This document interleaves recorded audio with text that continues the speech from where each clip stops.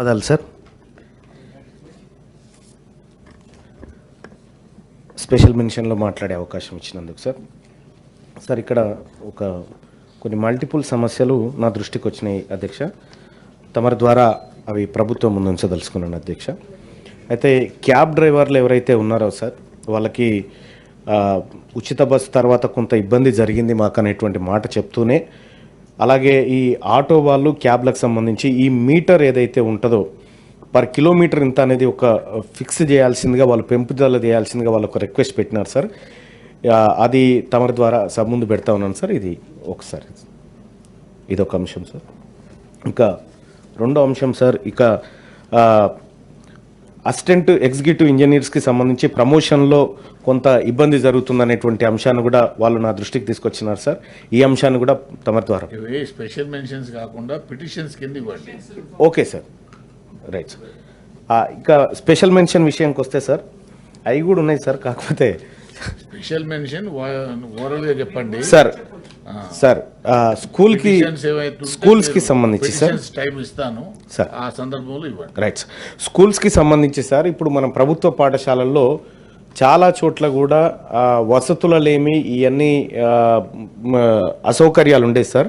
నేను ఈ సభ ద్వారా ప్రభుత్వం దృష్టికి తీసుకుపోతున్నటువంటి అంశం ఏంటంటే సార్, ప్రతి స్కూల్కి వీక్లో ఒకసారి ఎస్ఐ, ఒకసారి ఎంఆర్ఓ, ఒకసారి ఎంపీడీఓ, ఒకసారి వివిధ శాఖలకు సంబంధించినటువంటి అధికారి పోయి ఆ శాఖకు సంబంధించినటువంటి అంశాలు కనుక మనం స్కూల్ స్థాయిలో కనుక పిల్లలకు చెప్పగలిగితే కొంత పిల్లల్లో అవగాహన వచ్చేటువంటి అవకాశం ఉంది ఈ శాఖల పట్ల. తర్వాత ఇంకొకటి, ఒకసారి ఒక పోలీస్ అధికారి అక్కడికి పోతే పోలీస్ వ్యవస్థ ఏంది, ఎట్లా ఉంటుంది, పోలీసులు ఎలాంటి సందర్భాల్లో నిర్ణయాలు తీసుకుంటారు, కేసులు కడతారు అనేటువంటి ఇవన్నీ వివరాలు కనుక మన స్కూల్ ఎడ్యుకేషన్ టైంలోనే పిల్లలకు కొంత అవగాహన కల్పించగలిగితే పిల్లల్లో కొంత పరివర్తనలో మార్పు వచ్చే అవకాశం ఉంటుంది సార్.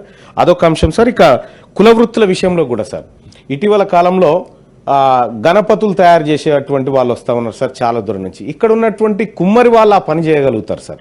ఎవరైతే శాలివాహనులు ఉన్నారో వాళ్ళు ఆ పని చేయగలుగుతారు సార్. వాళ్ళను ప్రోత్సహించే విధంగా ఆ కార్యక్రమాలు ఉండాలి సార్. అలాగే ఇక వడ్డెరలకు సంబంధించి వాళ్లకు ఆ బండలు కొట్టుకునే మైనింగ్ విషయంలో కనుక ప్రభుత్వం ప్రోత్సాహం కల్పించగలిగితే వాళ్ళ కుల వృత్తికి సంబంధించినటువంటి అంశంలో ప్రభుత్వం తోడ్పాటు అందించినట్టు ఉంటుంది అనేది నేను ఒక సూచన సార్. ఇక రెండోది వడ్రంగి పని వాళ్ళు సార్ ఇవాళ గుజరాత్ నుంచే వడ్రంగి పని చేస్తూ ఉన్నారు సార్. కేవలం ఇక్కడ ఉన్నటువంటి వడ్రంగులు దుగాడ బట్టే కాడ వీళ్ళు ఉంటున్నారు సార్, కాంట్రాక్టులు బట్టే కాడ వాళ్ళు ఉంటా ఉన్నారు. ఈ రకాలుగా కుల వృత్తులన్నీ కొద్దిగా డిస్టర్బ్ అవుతా ఉన్నాయి సార్. సో వీళ్ళకు కూడా నైపుణ్యాలు పెంచేటువంటి కార్యక్రమాలను ప్రభుత్వం చేస్తే బాగుంటుందనేది నా సూచన సార్. ఇక రెండోది కార్పొరేట్ హాస్పిటల్ సార్. ప్రతిరోజు నా ఆఫీస్కి 100 మంది వస్తారు సార్ చిన్నపిల్లలకు వైద్యం. ఎక్కడికి పోయినా కార్పొరేట్ ఆసుపత్రిలో మొన్ననే గౌరవ పెద్దలు నర్సిరెడ్డి గారు ఆయన పిటిషన్ నేను చూడడం జరిగింది సార్. గిడ కోసుకపోతే 33,000 రూపాయలు ఏం లేదు సార్. వెనకట పుటపుటాలం రాసి పెట్టుకుంటే వచ్చిపోయేది సార్ మనకు వెనకట. కానీ 33,000 రూపాయలు 40,000 రూపాయలు దానికి బిల్లు వేసినారు సార్. ఈ రకంగా లక్షల రూపాయలు దోపిడీకి గురవుతున్నాయి సార్ కార్పొరేట్ వ్యవస్థలో.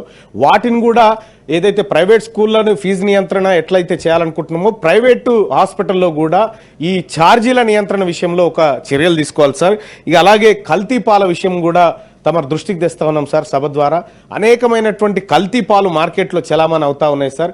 వాటిపైన కూడా ప్రత్యేక దృష్టి పెట్టి కల్తీ నివారణ కోసం చర్యలు తీసుకోవాలని చెప్పి తమరి ద్వారా రిక్వెస్ట్ చేస్తా ఉన్నారు సార్. ఇక మరొకసారి అవకాశం ఇస్తే మేము ఆ పిటిషన్ల రూపంలో ఇస్తాం సార్. ఆనరబుల్ మినిస్టర్ గారు. అధ్యక్ష గౌరవ సభ్యుడు చెప్పింది నోట్ చేసుకోండి.